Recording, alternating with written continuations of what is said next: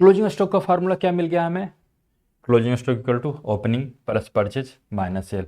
अच्छा, ये तो हमने केवल नंबर लिया था, 3+2 - 1 = 4। क्या मैं इस पे वैल्यू भी डाल सकता हूँ? 3 पीस की कितनी वैल्यू थी? 30, इसकी थी 20, इसकी थी 10। यानी कि अगर वैल्यू टर्म में, ये तो नंबर है, वैल्यू टर्म में कितना आ जाएगा? 40 रुपीज़।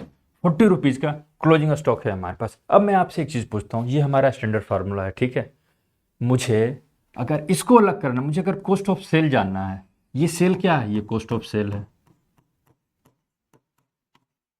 क्योंकि हम 1 पीस या 10 रुपीज़ की बात कर रहे हैं। ये 10 रुपीज़ तो हमारा ये कॉस्ट था, ये कॉस्ट था हमारा, यही कॉस्ट आया था, ठीक है। अब मैं कहता हूँ ये हमारा स्टैंडर्ड फार्मूला है, इससे मुझे आप ये अलग करके दे दो, सेल यानी कॉस्ट ऑफ सेल आप अलग करके दे दो मुझे। हम बिल्कुल स्टैंडर्ड फार्मूले से बात करेंगे। और एक मैथमेटिक्स का एक सिंपल सा रूल है, अगर एक स्टैंडर्ड फार्मूले से आप किसी चीज़ का डायरेक्शन आप चेंज करते हो, अगर लेफ्ट से राइट करते हो या राइट से लेफ्ट करते हो, तो उसका आगे का साइन चेंज हो जाता है। अगर वो प्लस है तो माइनस हो जाएगा, माइनस है तो प्लस हो जाएगा। आप देखो, मैं कॉस्ट ऑफ सेल को ला रहा हूँ, cost of cell,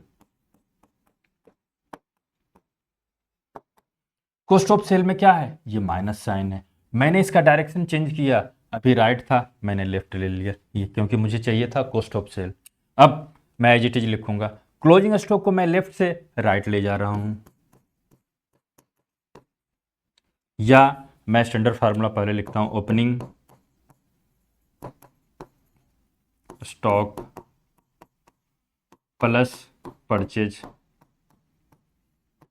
minus closing stock को मैं लेफ्ट से राइट ले जा रहा हूं। तो ये इसके आगे ये क्या है? कुछ साइन नहीं है, इसका मतलब ये प्लस ये छिपा होता है, ठीक है। प्लस है तो माइनस हो जाएगा, closing stock, closing stock.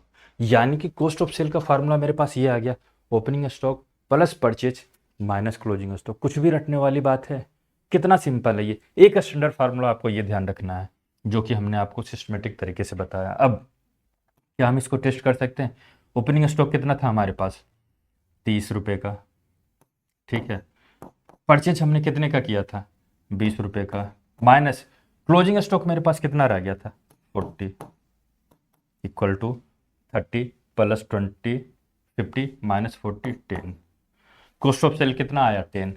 Cost of cell question में भी कितना ही था?